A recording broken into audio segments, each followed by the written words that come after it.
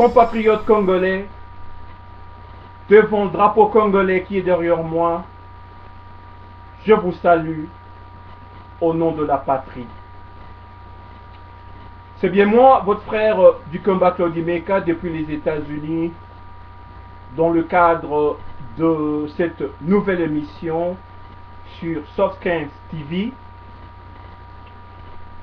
J'ai voulu que nous appelions cette émission les indignés congolais du monde, parce que j'ai fait un travail vraiment remarquable à faire expliquer à nos compatriotes qui sont au pays et d'autres qui sont aussi dans la diaspora qui n'ont pas compris ce que c'est indigné.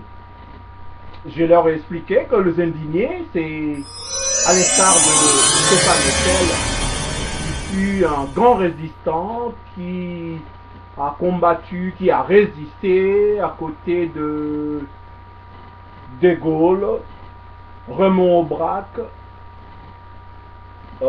Maréchal Pétain, tout.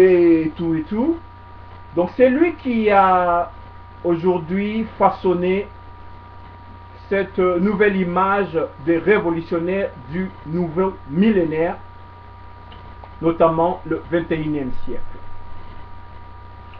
Il a dit, indignez-vous, il ne faut jamais se taire.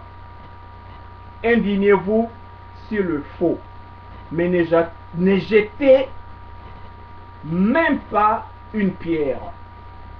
Donc, c'est dans cet ordre d'idée que j'ai conçu le groupe que vous voyez sur Facebook, les indignés congolais du monde, avec plus de 4000 membres, et les gens demandent chaque jour. Et je suis là, je réponds à les questions. Bon, on est là, ça c'est un boulot qu'on doit faire parce que les Congolais ne veulent pas lire. Vous pouvez mettre un lien, ok, si vous voulez connaître ou avoir de précisions sur ce que c'est un indigné, voilà les links. Mais non, ils vont juste vous demander c'est quoi, c'est donc on va pas se fatiguer, c'est un combat qu'on a choisi de faire le leadership, je veux dire. Parce que quand vous êtes opprimé, par exemple, comme des esclaves, vous allez voir 10 esclaves en fil indien. Mais celui qu'on met devant, c'est lui qui mène les autres. C'est lui qui est le chef de file. Si derrière, il n'y a pas un maître qui, avec un fouet, le fait faire des choses ou diriger.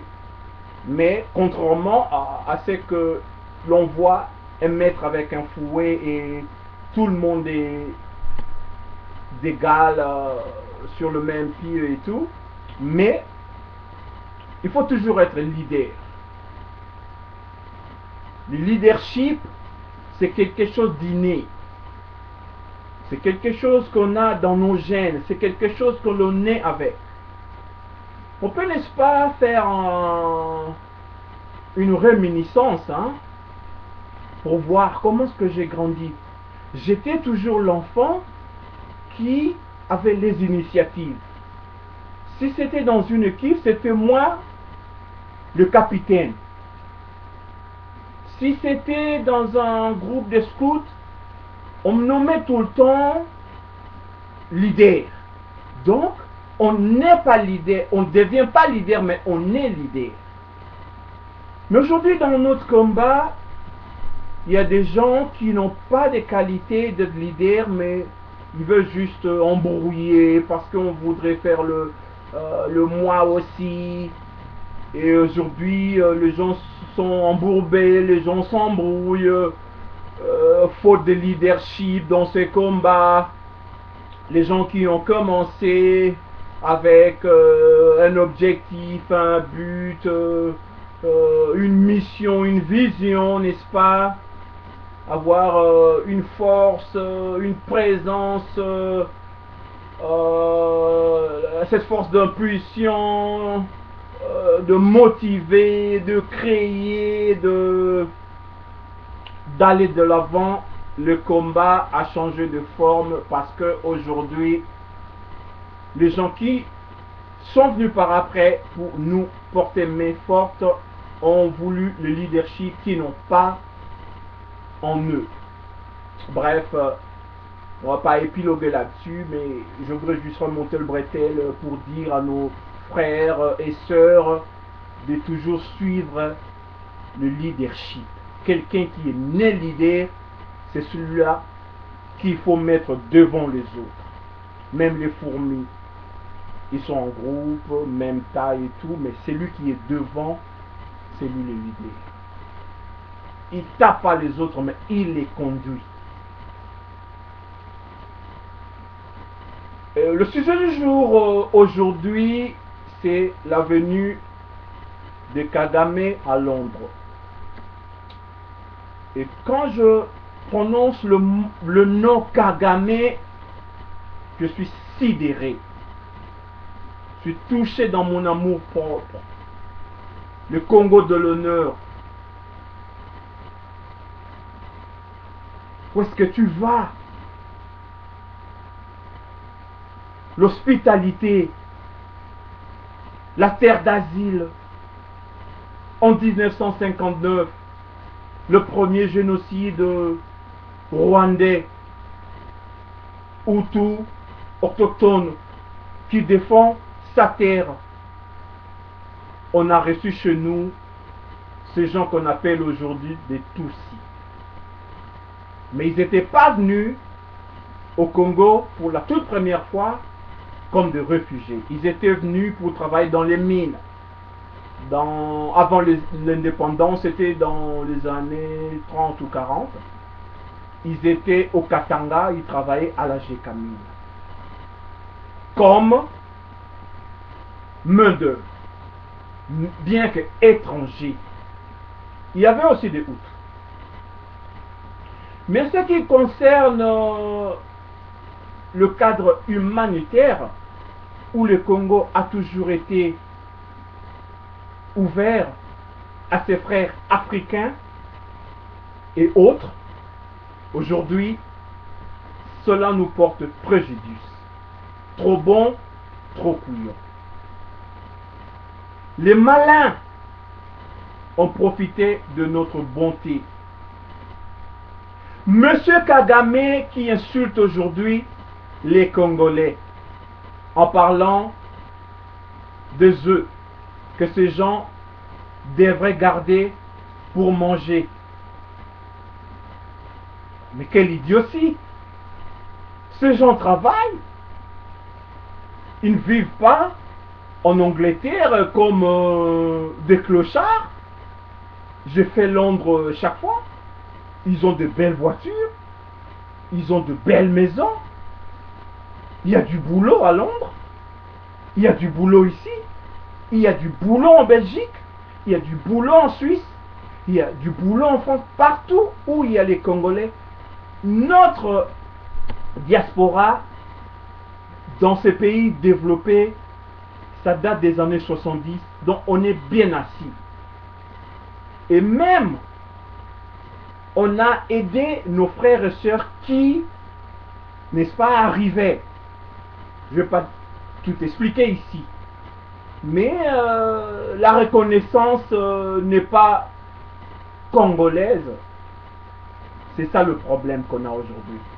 Quelqu'un qui vient d'arriver, on l'aide, demain il devient l'ennemi. Donc c'est aussi ça le problème. Mais, Monsieur Kagame, pour votre information, les Congolais vivent bien dans la diaspora. Ils ont acheté ces œufs juste pour lancer sur vous. Ils n'ont pas besoin de manger. Ces œufs étaient destinés pour vous. C'était un plan.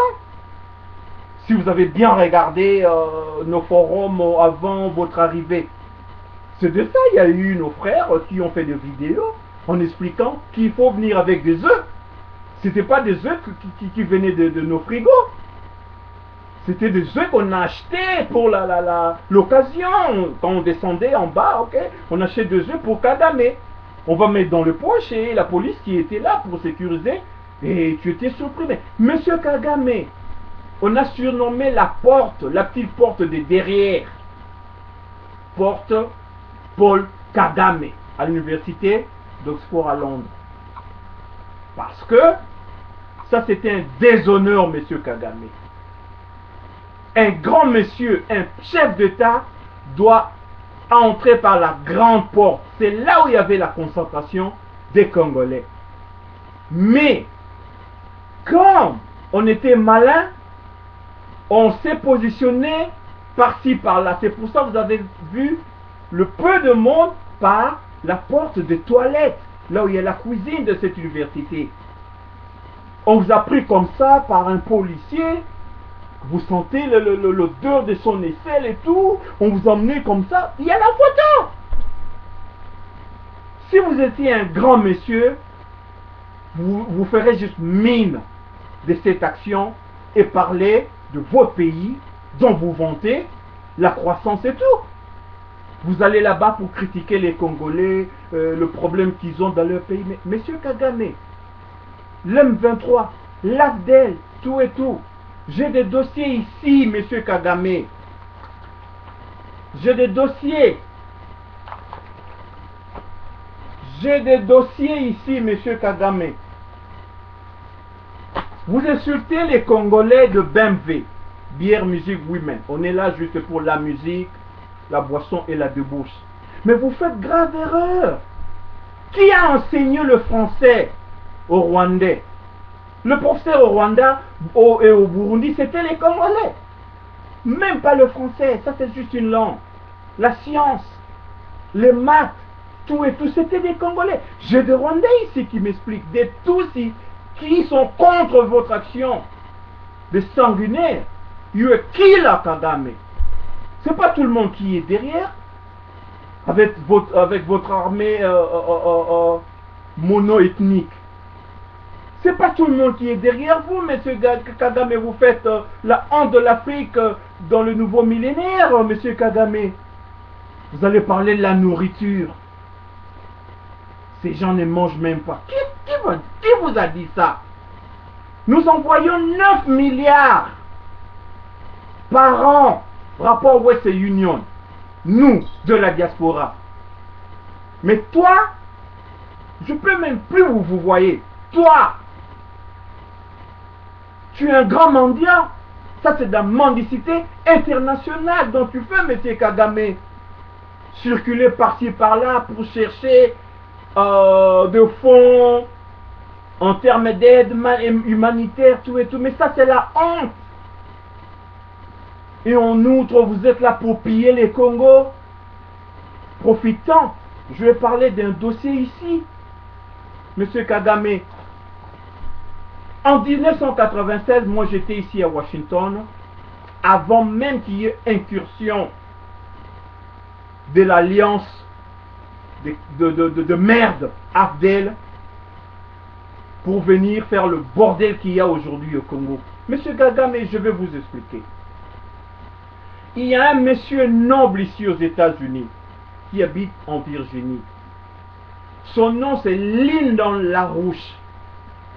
Il fut candidat à la présidence ici aux États-Unis de 1976 jusqu'en 2004. C'est lui, en 1987, qui a sorti un rapport dans son journal. J'ai la copie ici. J'ai la copie ici. Monsieur Kagame. C'est pas Monsieur Ngwanda. À l'époque, Monsieur Ngwanda travaillait comme ministre de l'Intérieur. Parce que là, vous dites qu'on nous a menti, on nous a foutu des salades dans la tête ne va pas. Non, Monsieur Kagame, détrompez-vous. Il y a des professeurs d'université, il y a des licenciés, des docteurs congolais qui sont ici aux États-Unis, au Canada, en Angleterre, par-ci, par-là, partout où nous sommes. Nous sommes intégrés, mais il faut tout pour faire un monde ou une société. Il y a aussi des Congolais, comme des Français, comme des Américains qui dorment dans la rue, ici. Hein? Bien que leur pays soit riche, mais moi j'ai un chez moi, j'ai tout ce qu'il faut, un bon boulot, pendant que je donne de l'argent aux fils du pays, des natifs américains. Un jeune homme, pas fou, normal, avec sa copine de 22 ans. Hey man, can you hook me up? $10. No problem. Moi, je suis congolais. Je n'ai pas changé ma nationalité. Je refusais.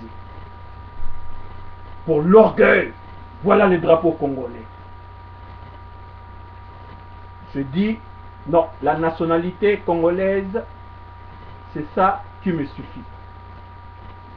Prendre la nationalité américaine, c'est renier mon pays. C'est pour ça, avec les rapports que nous avons, M. Kagame, ça c'est le rapport de Lyndon LaRouche, je voudrais évoluer un peu là-dessus. Ce monsieur a expliqué dans son journal comme quoi son adversaire, parce que lui il était indépendant, il n'était pas démocrate ou républicain. Pendant que M. Clinton était là, lui avec son intelligence et tout, ils ont sorti un rapport comme quoi Bill Clinton voudrait envahir le Congo par le Rwanda en connivence avec l'Ouganda. Ça ne sera pas la libération du pays. On va venir avec le slogan libération pour chasser Mobutu, mais le satellite américain a découvert la présence du coltan et le gaz naturel sur le sol du Kivu. Ça, c'était le plan de monsieur Bill Clinton, le président de la honte, avec Monica Lewinsky. C'est qu'il il faisait quoi dans le bureau ovale. Donc lui, c'est la mafia. C'est le président qui a fait la honte ici. Avec son frère, Bill Gates, ils ont financé ce projet. Ce monsieur, Bill Clinton, à 80 km de Kigali,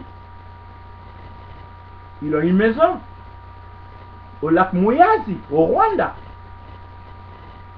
Et la route a été construite par Bill Gates, le type qui est dans le software, l'informatique, Microsoft, avec les coltans congolais.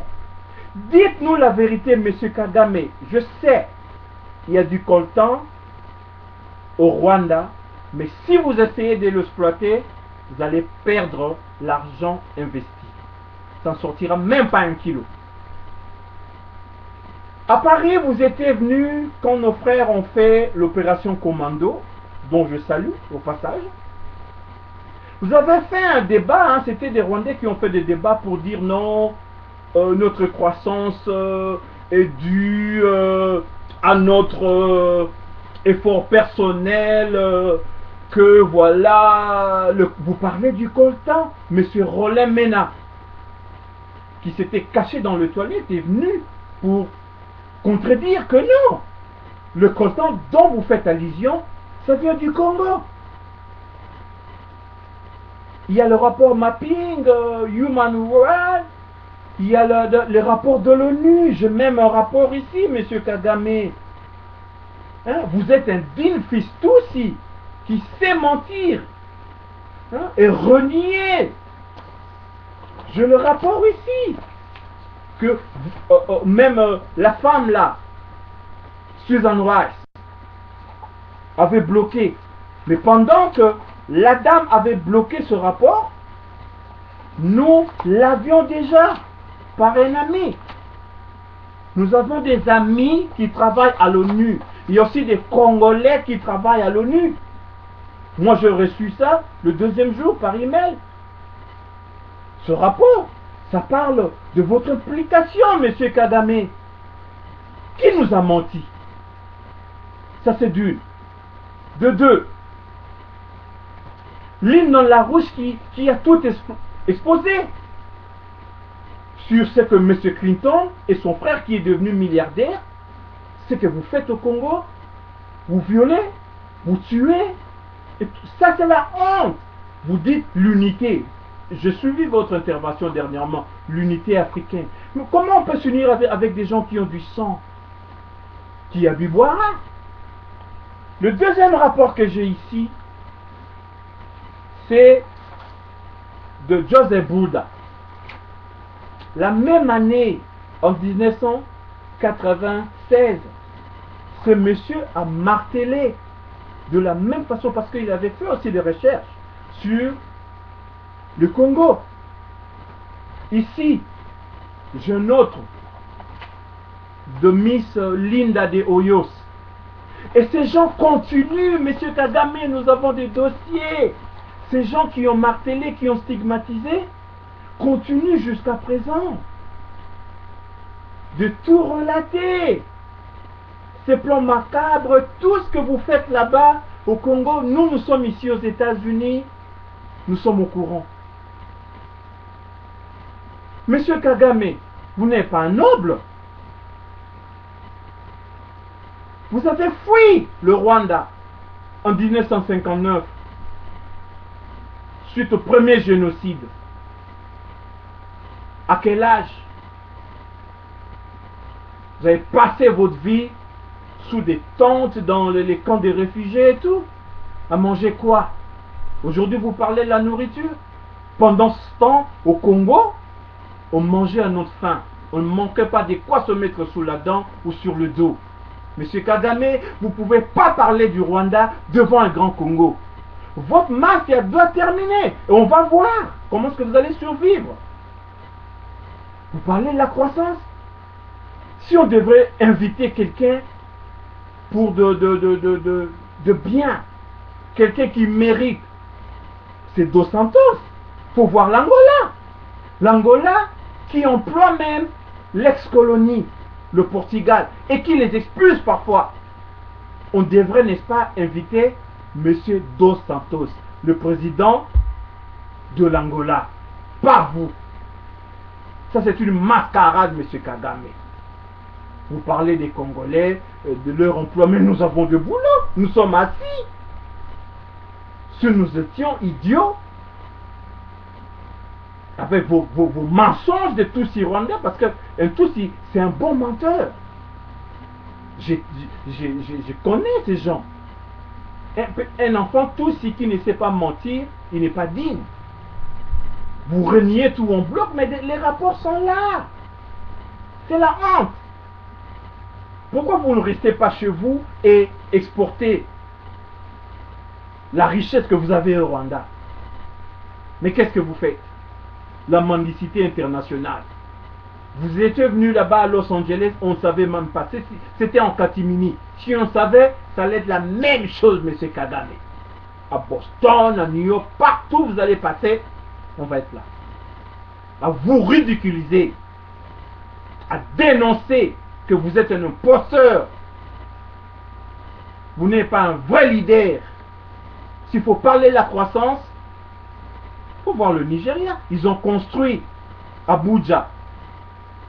Eux-mêmes, ce n'étaient pas les Anglais. Abuja qui est devenue la capitale aujourd'hui. Avec l'argent de qui? Leur pétrole.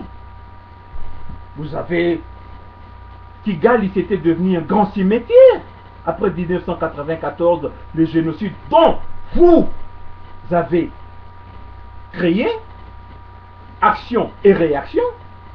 Vous avez appris à Arkansas, ici aux États-Unis, où M. Clinton vous a introduit pour avoir une formation de 6 mois pour savoir comment détruire l'Afrique.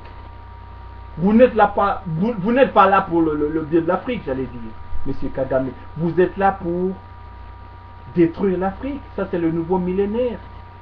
Nous voulons être d'égal à égal avec ces gens parce que nous avons grandi avec eux. 6 mois passés à Arkansas, M. Kagame, c'est là qu'on vous a appris.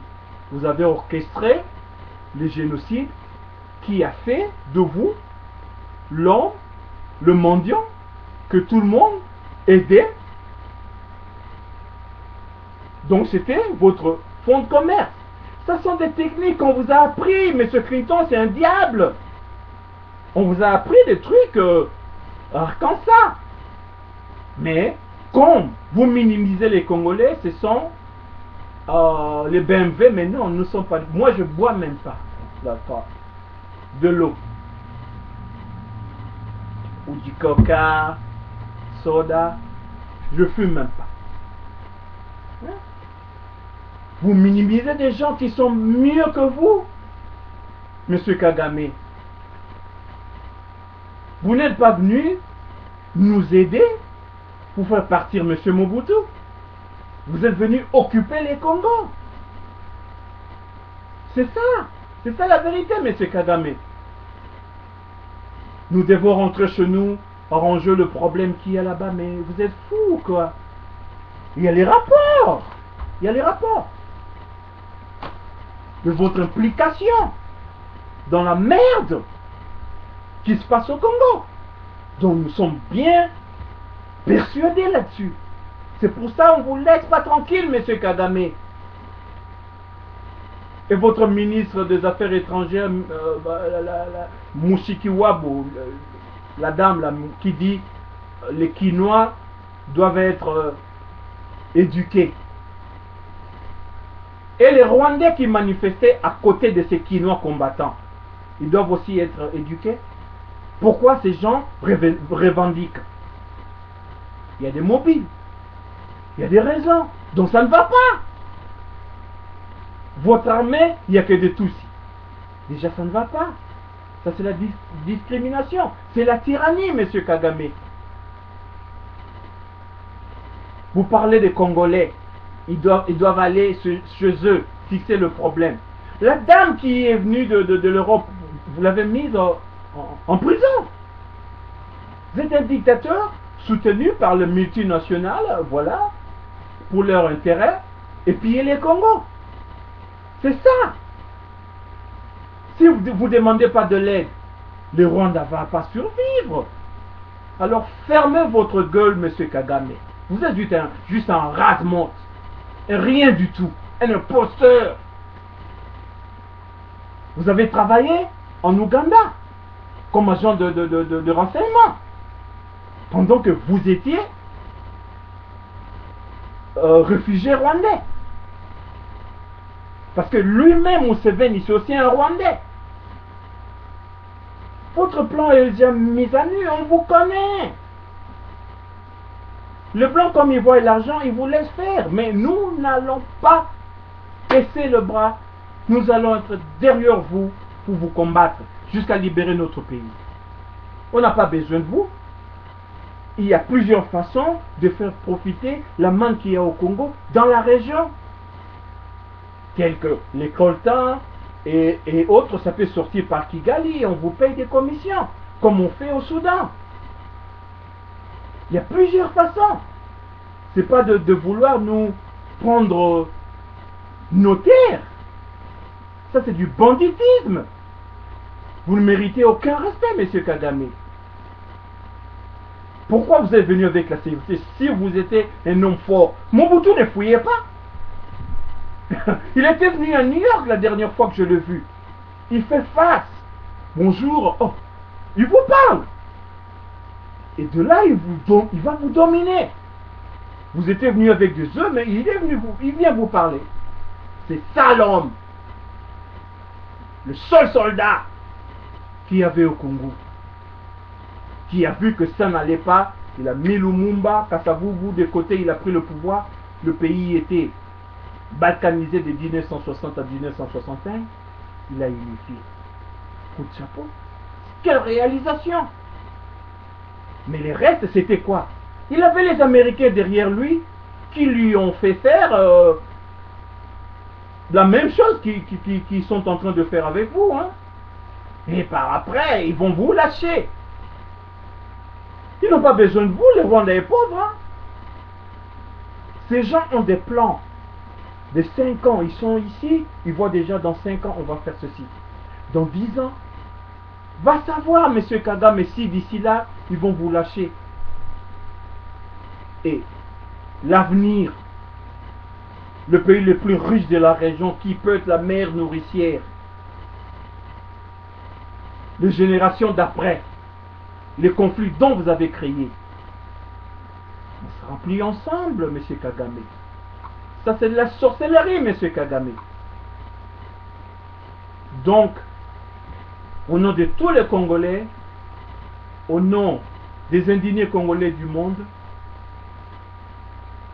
je voudrais vous dire merci, les frères et sœurs de Londres, ce que vous avez fait. En tout cas, coup de chapeau. C'était génial. Monsieur Kagame, vous n'êtes juste qu'un rase-morte. Parce que vous parlez des gens qui ont des salaires, qui ont des ressources pour vivre, qui achètent des œufs pour jeter sur vous. Vous dites qu'ils devaient les manger. Non, ils devaient vous foutre ça dans votre gueule là de chien. Ils devaient vous foutre ça dans la gueule pour vous montrer que vous êtes juste un fils de chien. Et les conflits dont vous avez créé, Inch'Allah, les Rwandais ne sont pas tous ennemis des Congolais, mais ça a porté préjudice aux tous. Un jour, si jamais les Anglais et ces Américains qui sont derrière vous, vous lâchez, Mobutu avait du support plus que vous. Utilisez votre cerveau, ce petit cerveau-là de chien que vous avez. Alors Kagame, laisse le Congo tranquille. Quitte à prendre votre préfet, vos soldats, et tous les infiltrés que vous avez emmenés au Congo, les faire retourner chez vous. Et on va pas être ennemis avec le Rwanda. On va trouver comment cohabiter, comment profiter. Le Congo, c'est une manne. Comment faire profiter les pays pauvres comme vous, les réfugiés, les gens qui viennent chez nous réfugiés. Aujourd'hui, vous parlez de la nationalité. Vous voulez des terres. Ok. C'était votre frère du combat, Claudie Meka, dans l'émission Les indignés congolais du monde. Ingeta, ne jamais trahir la patrie. Je vous remercie.